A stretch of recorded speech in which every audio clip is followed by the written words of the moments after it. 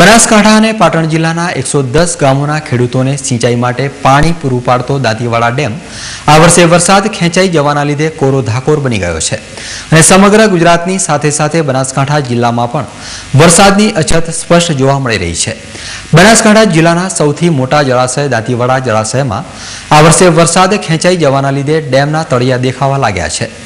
બનાસકાંઠા અને પાટણ જિલ્લાના 110 ગામોને સિંચાઈ માટે પાણી પૂરું પાડતા આ ડેમની કુલ સપાટી 604 ફૂટની છે, પરંતુ આ વર્ષે વરસાદના ખેંચાવાના લીધે હાલ ડેમમાં માત્ર 531.85 જેટલું પાણી બચ્યું છે।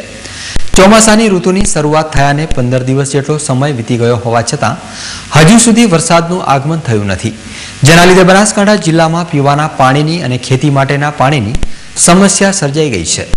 બનાસકાંઠા અને પાટણ જિલ્લાના જીવાદોરી સમાન આ બંધમાં આ વર્ષે વરસાદ ખેંચાઈ જવાના લીધે ડેમના તળિયા દેખાવા લાગ્યા છે।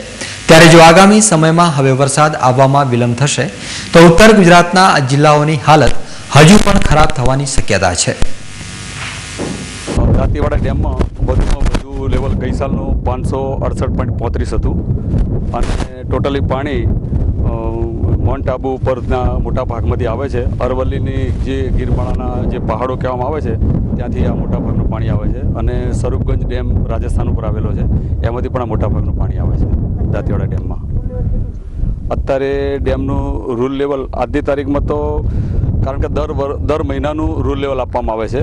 આજે રૂલ લેવલ આજનું 531.85 ફૂટ પ્રમાણે ચાલે છે, કારણ કે રૂલ લેવલ હવે 15 દિવસ પછીથી 1લી તારીખથી રૂલ લેવલ નક્કી કરવામાં આવશે ડેમનું, અને એ દર માસે જે રાખવામાં આવે છે ડેમનું રૂલ લેવલ જે નક્કી થાય એ દર માસે એ રૂલ લેવલ નક્કી કરવામાં આવે છે।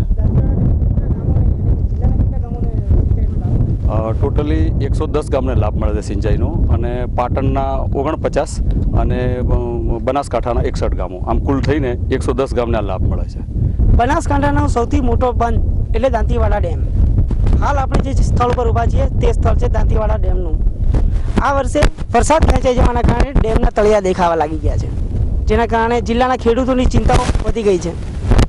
ખેડૂતોની ચિંતાઓ વધવાના કારણે જો હવે એક જ વસ્તુ સર્જાઈ છે કે આગામી સમયમાં વરસાદ નહીં આવે તો ખેડૂતોને મોટો નુકસાન વેઠવાનો વારો આવશે। બીજી એક વાત એ પણ છે કે આ ડેમ માટે ગુજરાતના મુખ્યમંત્રી નરેન્દ્ર મોદીએ નર્મદા કેનાલનું પાણી નાખવાની જાહેરાત કરી છે, અને માત્ર 8 માસમાં આ ડેમમાં નર્મદાનું નીર નાખી અને ડેમને પૂરેપૂરો છલકાવી દેવામાં આવશે। મુખ્યમંત્રી દ્વારા કરવામાં આવેલી આ જાહેરાત જો સમયસર પૂર્ણ થશે તો જિલ્લાના ખેડૂતોને વ્યારા ન્યારા થઈ જશે। દાંતીવાડાથી બીકે ન્યૂઝ માટે હરેશ ઠાકોર।